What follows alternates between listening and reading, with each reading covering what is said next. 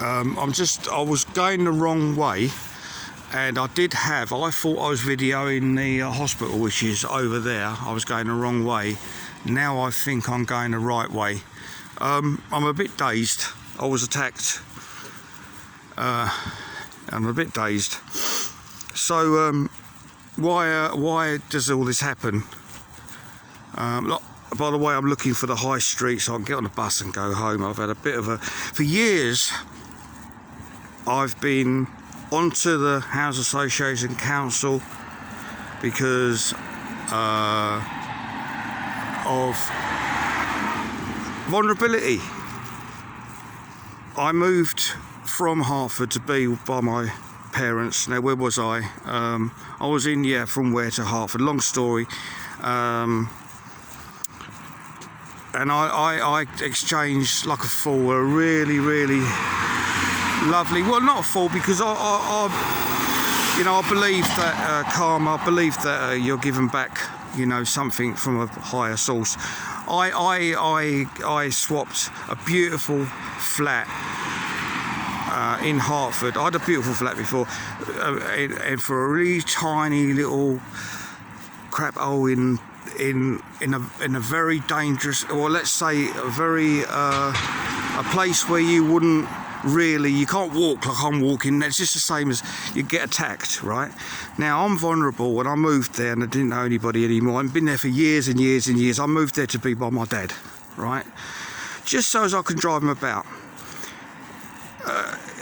Right, long story, that's another story. Now, I moved into this place, right, and I had a trauma. That's another story, right, and I thought, let's see if I can recoup some friendships here.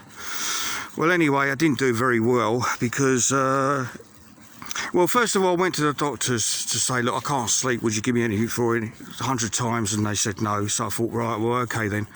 I'll knock myself out with marijuana, which I did. But in doing that, I met some really, really nasty people that when you're vulnerable, they sense that like animals, right? And if you're kind, if you're a person that,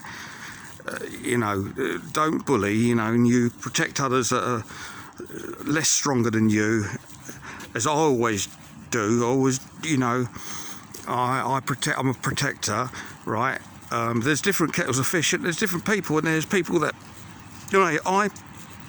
in doing so, eventually, instead of going through this kid, I went through the actual source, and in doing so, I entered into their world, and in doing so, I went into a world that you would never, ever, ever want to even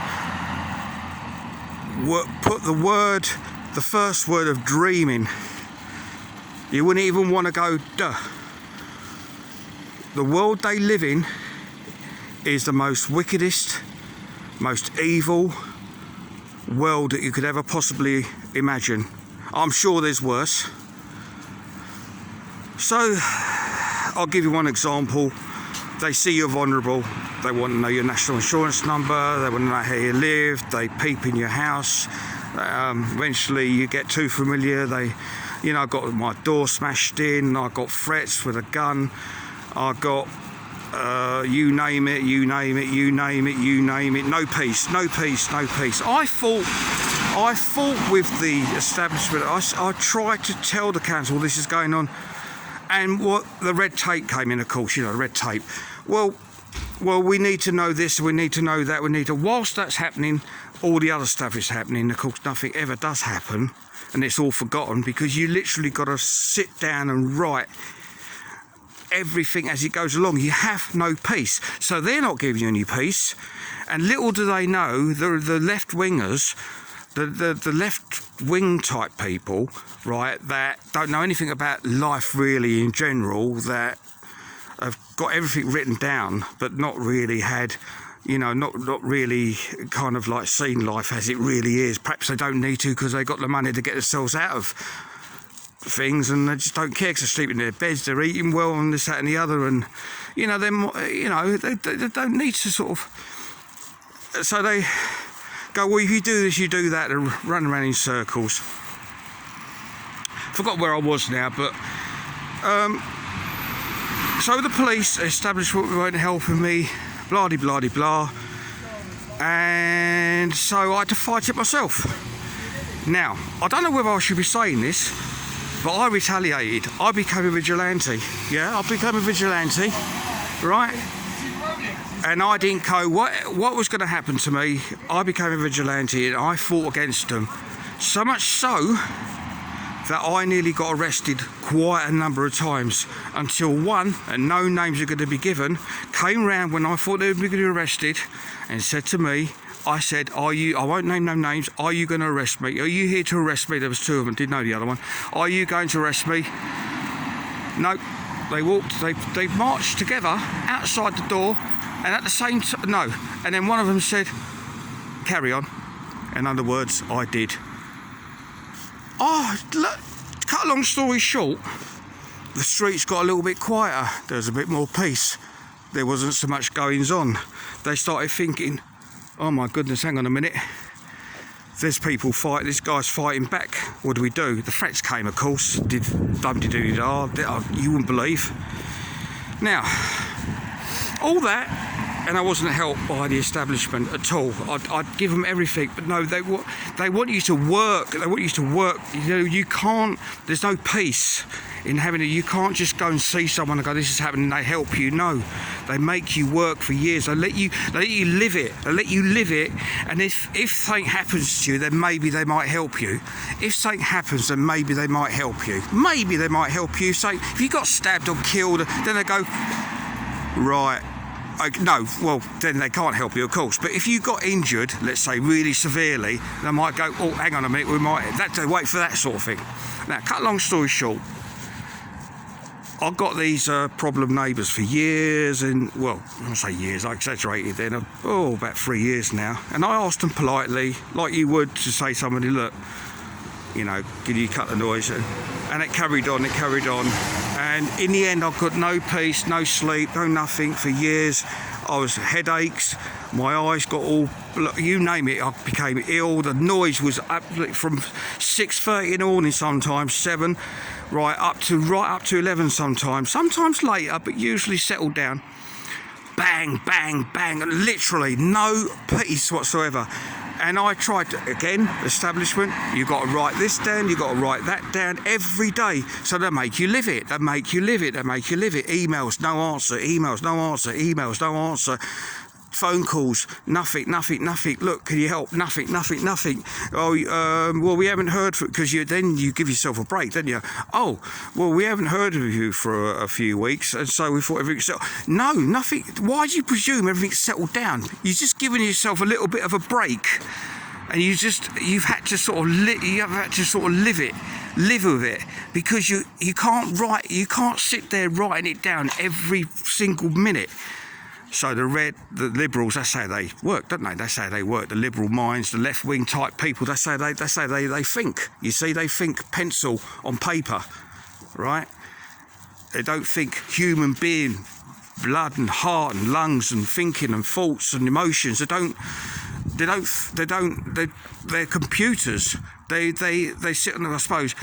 Also, it doesn't help because they'll be on their computers all day and they become like that. I believe that's how we're becoming, almost very slowly. I might be wrong. I hope I am. To the point where I got attacked today, pushed in the chest, punched with an elbow in the chest where he went to hit me, he didn't. My car got smashed in. The door, kind of not dented but slid, and all the markings are there. And the side mirror, side mirror, absolutely smashed to pieces. That's going to cost me an arm and a leg. Got taken to hospital, very high blood pressure, 6, 7. This was at about 5ish. What's the time now? I have no idea. Let me see if I can have a look. It's now 5 to 12. I guess I come out of the hospital, say about half an hour ago. So what's that? That's like over 6 hours, isn't it? I can't think straight. My head's all fuzzy. I've got a bruise on my forehead while I was head-butted. You ask people nicely, can you cut the noise down? I've got shifts and stuff like that, and it becomes, they don't, and they carry on, they don't care. You know, they just don't care. There was a lady involved which stirred the bloke up even more, as you know, that's happened. So, yeah, not very nice, and I'm in the middle of my head's all fuzzy, even though I've kind of like lived here and around here all my life. I'm kind of walking about in circles here, really. You know, I'm running and the thing, trying to find a high street, because it's just, this is my childhood. I haven't been round here for such a long time, and I'm kind of going round in circles. You ask people, you know, you ask people nicely. I'll give you an example, right?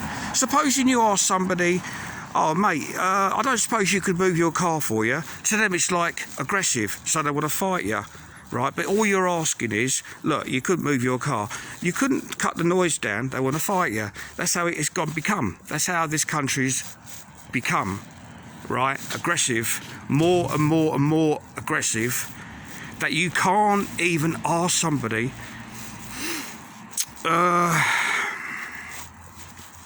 something. You know, could you sort of like very politely going, can you cut the noise down? And say like, say 3 years ago or something, can you cut the noise down a little? Because well, they didn't even say it like that. It's even more polite. God knows why. You know, because I got this. I'm making excuses. I'm not, and they're just looking at me.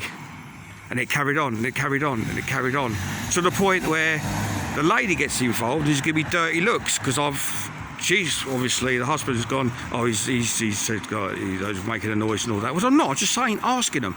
Now, it's escalated to this, attacks and everything else. Yeah? Thank you, Britain. Thank you, establishment. Thank you, liberals, left-wingers. Thank you very, very much, left-wingers. Thank you.